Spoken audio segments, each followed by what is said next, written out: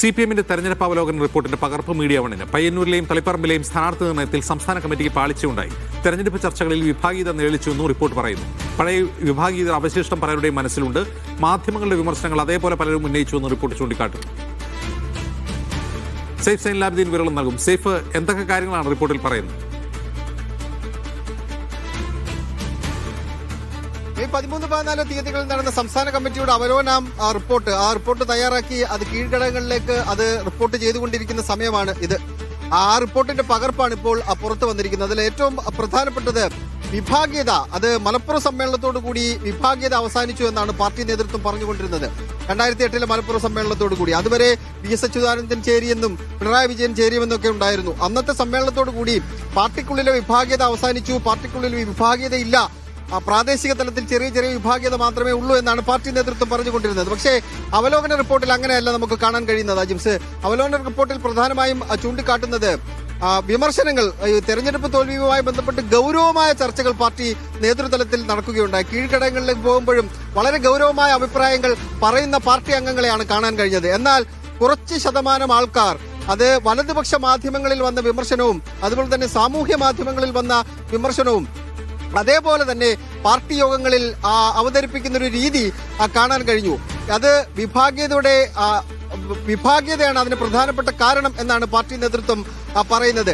അത് ഏത് തരത്തിലുള്ള വിഭാഗീയതയാണ്? പാർട്ടിയിൽ 2 ചേരിയായി നിന്നുള്ള വിഭാഗീയത ആണെന്നാണ് പാർട്ടി നേതൃത്വം അതിനെ കണക്ക് കൂട്ടുന്നത്. അത് ഏത് ചേരി എന്നുള്ളതാണ് ഇനി നമുക്ക് അറിയേണ്ടത്. എന്തായാലും വിഭാഗീയത പാർട്ടിക്കുള്ളിൽ നിന്ന് പൂർണ്ണമായും വിട്ടുമാറിയിട്ടുണ്ട് എന്ന നേതൃത്വത്തിന്റെ അവകാശവാദം നേതൃത്വം തന്നെ തിരിക്കുകയാണ്. അത് തിരിച്ചറിയുന്നു, അവർക്ക് തന്നെ തിരിച്ചറിയുന്നു അവിടെ പാർട്ടിക്കുള്ളിൽ വിഭാഗീയത ഉണ്ട് എന്ന്. ഒരു കൂട്ടം ആൾക്കാർ വിഭാഗീയതയുടെ സ്വരം വെച്ചാണ് പാർട്ടി കമ്മിറ്റികളിൽ തെരഞ്ഞെടുപ്പ് അവലോകനത്തിൽ സംസാരിച്ചത് എന്നാണ് പാർട്ടിയുടെ ഈ തെരഞ്ഞെടുപ്പ് അവലോകന റിപ്പോർട്ട് കാണുമ്പോൾ മനസ്സിലാക്കാൻ കഴിയുന്നത്. പിന്നീട് സ്വയം വിമർശനപരമായ ചില കാര്യങ്ങൾ പറയുന്നുണ്ട്. അതിലേറ്റവും പ്രധാനപ്പെട്ടത് പയ്യന്നൂരിലെ തളിപ്പറമ്പിലെ സ്ഥാനാർത്ഥിത്വവുമായി ബന്ധപ്പെട്ട കാര്യം തന്നെയാണ്. പയ്യന്നൂരിലും അതുപോലെ തന്നെ തളിപ്പറമ്പിലും സ്ഥാനാർത്ഥിയെ തീരുമാനിക്കുന്ന ജില്ലാ കമ്മിറ്റിക്ക് വീഴ്ച പറ്റി സ്വയം വിമർശനപരമായി റിവ്യൂ റിപ്പോർട്ടിൽ അവർ ഉൾപ്പെടുത്തിയിട്ടുണ്ട്. അതുപോലെ തന്നെ സംസ്ഥാന നേതൃത്വത്തിന് ആ വിഷയത്തിൽ വീഴ്ച പറ്റിയിട്ടുണ്ട് എന്നാണ് റിവ്യൂ റിപ്പോർട്ടിൽ സൂചിപ്പിക്കുന്നത്. സ്ഥാനാർത്ഥി നിർണയവുമായി ബന്ധപ്പെട്ട് കണ്ണൂർ ജില്ലാ കമ്മിറ്റിയുടെ ശുപാർശ അത് അംഗീകരിച്ചത് സംസ്ഥാന സെക്രട്ടേറിയറ്റിനും സംസ്ഥാന കമ്മിറ്റിക്കും ഉണ്ടായ വീഴ്ചയാണ് എന്നാണ് പാർട്ടി നേതൃത്വം പറയുന്ന മറ്റൊരു പ്രധാനപ്പെട്ട കാര്യം. എന്തായാലും ഒരു വിഭാഗീയത പാർട്ടിക്കുള്ളിൽ CPM-നുള്ളിൽ ഉടലെടുത്തിട്ടുണ്ട്. അത് അങ്ങനെ തന്നെ നിലനിൽക്കുന്നുണ്ട് എന്ന പാർട്ടി നേതൃത്വം സമ്മതിക്കുക കൂടിയാണ് ഈ റിവ്യൂ റിപ്പോർട്ട് വായിക്കുമ്പോൾ നമുക്ക് മനസ്സിലാക്കിയെടുക്കാൻ കഴിയുന്ന കാര്യം. അജിംസ്, ഒരു കാര്യം കൂടി, മാധ്യമ റിപ്പോർട്ടുകൾ വിമർശനമായി പലരും ഉന്നയിച്ചു എന്ന് റിവ്യൂ റിപ്പോർട്ടിൽ പറയുന്നു. എന്ത് വിഷയത്തെക്കുറിച്ചുള്ള വിമർശനത്തിലാണ് ഈ പരാമർശം? അത് ഈ റിവ്യൂ റിപ്പോർട്ടിൽ ഈ വിഭാഗീയത ചർച്ചകളുമായി ബന്ധപ്പെട്ട കാര്യങ്ങൾ സൂചിപ്പിക്കുന്ന ഭാഗത്താണ് ആ വാചകം അതിനകത്ത് ഉള്ളത്.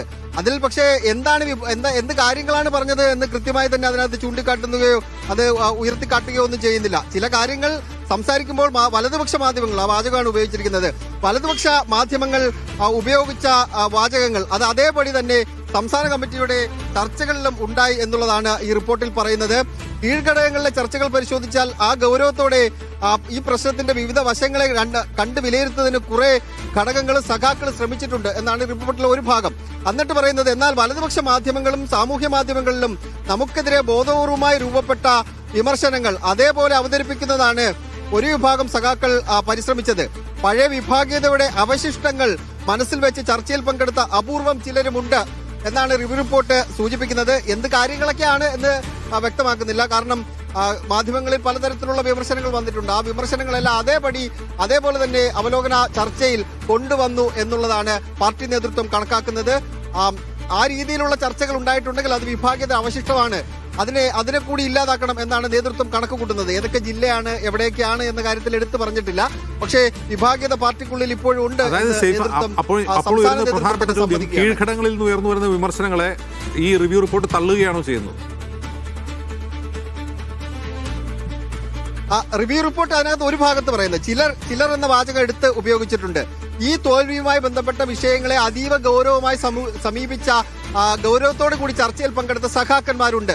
അതിനൊപ്പം തന്നെ വലതുപക്ഷ മാധ്യമങ്ങളിൽ വന്ന റിപ്പോർട്ടുകളും അതുപോലെ തന്നെ സാമൂഹ്യ മാധ്യമങ്ങളിൽ വന്ന റിപ്പോർട്ടുകളും അതേപടി തന്നെ പാർട്ടിക്കെതിരായ വിമർശനങ്ങളായി കമ്മിറ്റികളിൽ ഉപയോഗിച്ചു. അത് വിഭാഗീയതയുടെ അവശിഷ്ടമുള്ള ചിലർ എന്നാണ് പറയുന്നത്.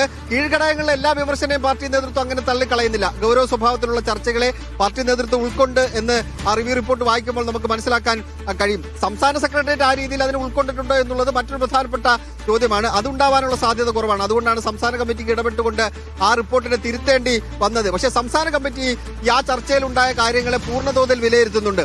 ഇത് സംസ്ഥാന കമ്മിറ്റിയുടെ പൊതുവികാരമാണോ? ഈ വിഭാഗീയതയുടെ അവശിഷ്ടം ഉണ്ട് എന്ന് പറയുന്നത് സംസ്ഥാന കമ്മിറ്റിയുടെ പൊതുവികാരമാണോ? അതോ സംസ്ഥാന സെക്രട്ടേറിയറ്റിലെ വാചകങ്ങൾ അതേപടി ഉൾപ്പെടുത്തുകയായിരുന്നു എന്ന കാര്യത്തിലൊക്കെ നേതൃത്വമാണ് വ്യക്തത വരുത്തേണ്ടത്. എന്തായാലും സ്വയം വിമർശനപരമായ വീഴ്ചകൾ പറ്റിയിട്ടുണ്ടെന്ന് സമ്മതിക്കുമ്പോൾ ഒപ്പം തന്നെ പാർട്ടിക്കുള്ളിലെ വിഭാഗീയത പൂർണ്ണമായും കെട്ടടങ്ങിയിട്ടില്ല എന്നുകൂടി സമ്മതിക്കുകയാണ് നേതൃത്വം ചെയ്തിരിക്കുന്നത്. അജിത്, ശരി. എന്തായാലും വിഭാഗീയ അംശം ഈ വിമർശനത്തിന്റെ കീഴ്ഘടകങ്ങളിലെ വിമർശനങ്ങളുണ്ട് എന്ന് പറയുന്നതോടുകൂടി പഴയ VS പിണറായി ദ്വന്ദ്വകാലത്തേക്ക്, അതായത് മുഖ്യമന്ത്രി പിണറായി വിജയനെതിരായ വിമർശനങ്ങളെ ആ ഒരു പരാമർശത്തിലൂടെ മറയിടുകയാണ് റിപ്പോർട്ട് ചെയ്തെന്ന ഒരു ഗുരുതരമായ സംശയം ഉയരുന്നുണ്ട്. സൈഫ് സൈലാബ്ദിനാണ് വിവരങ്ങൾ നൽകിയത്.